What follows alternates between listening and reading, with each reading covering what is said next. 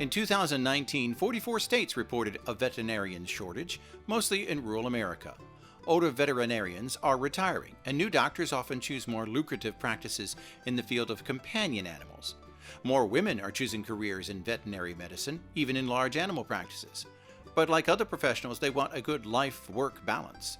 Many farm animal vets work for corporations instead of owning their own practices to assure a steady supply of healthy livestock.